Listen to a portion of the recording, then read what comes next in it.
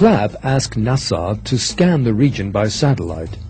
In the pictures taken from space appeared the traces of a number of tracks, invisible to the naked eye from the ground.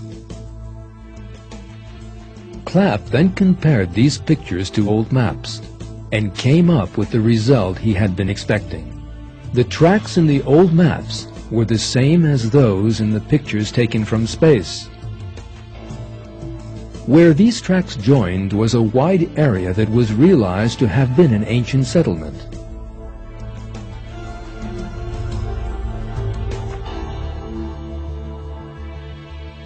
The time had come for Nicholas Clapp to set off on his travels.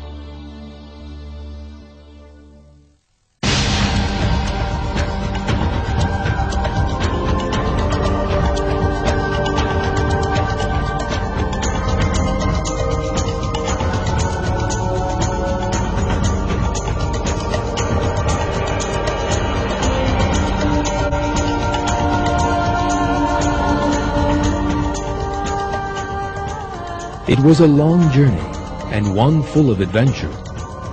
As it made its way through the endless dunes, the research team from time to time made use of the latest technology.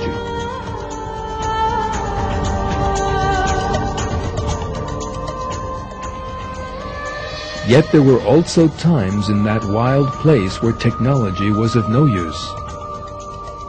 Eventually, Clapp and his team arrived at the historic remains they hoped would be those of the city of Ubar.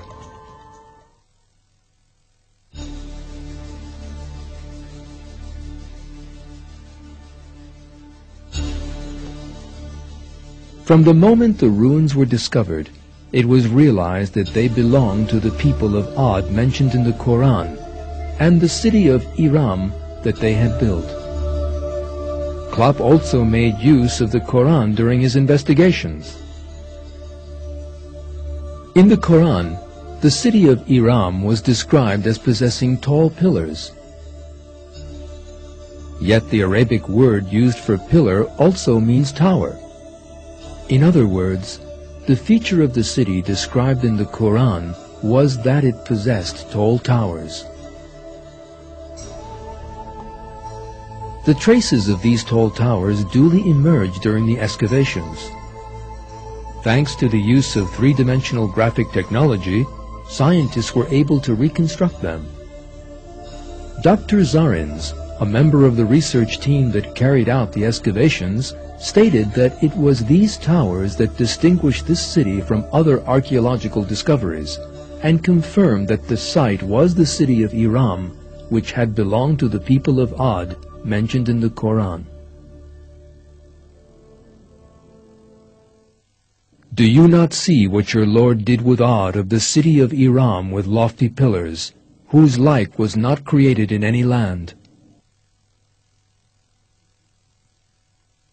Ad denied the truth. How terrible were my punishments and warnings! We unleashed a howling wind against them on a day of unremitting horror. It plucked up men like uprooted stumps.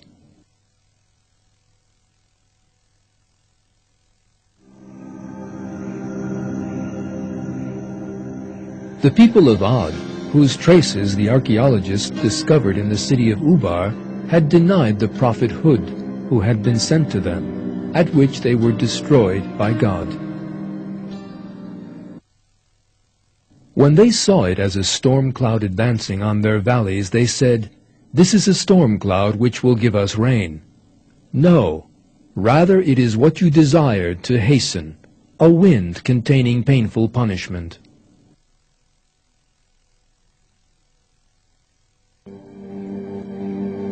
It is revealed in the verse how the people saw a cloud that would bring them great suffering, yet that they failed to understand its significance, believing it to be a rain cloud.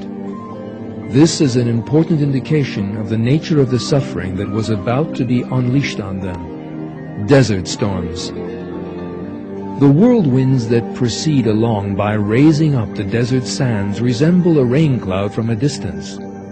It is possible that the people of Ad were deceived by this and failed to realize the danger.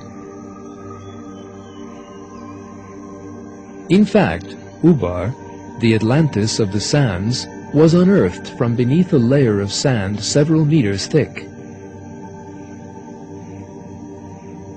As revealed in the Quran, the storm lasted 7 days and 8 nights, depositing tons of sand on the city and burying its population alive.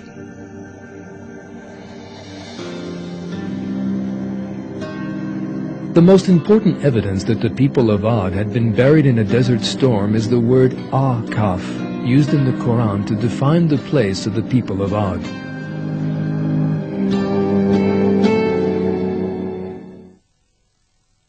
Remember the brother of Ad when he warned his people by the sand dunes, and warners passed away before and after him. Worship no one but God. I fear for you the punishment of a terrible day.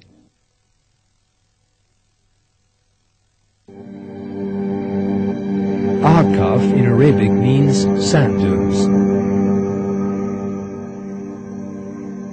This shows that the people of Ad lived in a region full of sand dunes, so it is quite natural that the city should have been buried in a sandstorm.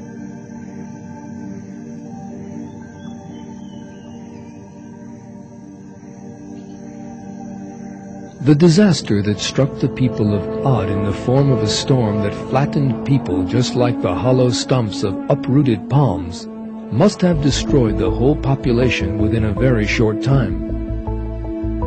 The whole city and everything in it was buried alive under the sand. The desert slowly spread after the destruction of the people of Ad, leaving no trace of them behind as it settled over them.